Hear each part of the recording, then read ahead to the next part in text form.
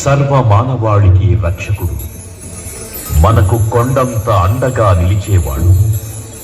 మనసులో తలచిన వెంటనే గుండెల నిండా ధైర్యాన్ని నింపగలిగే మహాయోధుడు, అభయహస్తంతో ఎల్లవేళలా మనల్ని కాపాడే ఆ పవనపుత్రుడి ఇప్పుడు మనసారా స్తుతించుకుంటూ శ్రీ పంచముఖ ఆంజనేయ స్వామిగా అవతారమెత్తిన కథని దృశ్య రూపంలో తిలకిద్దాం రండి.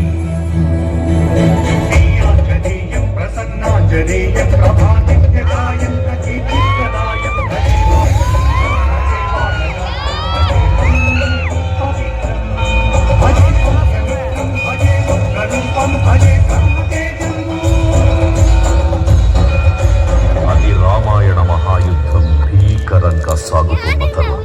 శ్రీరామచంద్రుని సారథ్యంలో వానర సైన్యంతో విజృంభిస్తూ లక్ష్మణ స్వామి తనతో పోరాటం చేస్తున్న రావణుడి కుమారుడు ఇంద్రజిత్ తలని బాణంతో ఒక్క వేటుతో వేరు చేశాడు.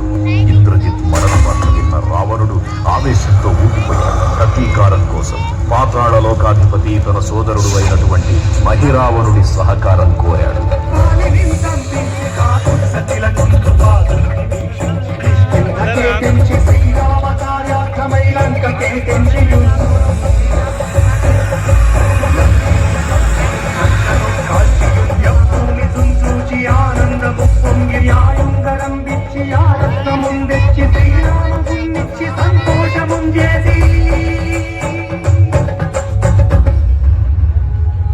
తన ప్రభువులను కాపాడుకోవడానికి వాయువేగంతో పాతాళలోకానికి చేరుకున్న ఆంజనేయ స్వామికి సగం మొసలి సగం వానర రూపంలో ఉన్న వింత జీవి ముఖద్వారం వద్ద కాపలా కాస్తూ కనిపిస్తుంది.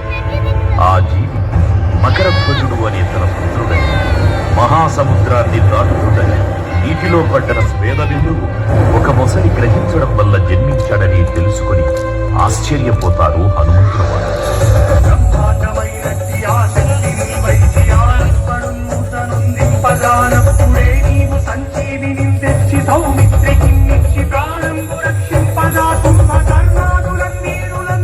శ్రీరామ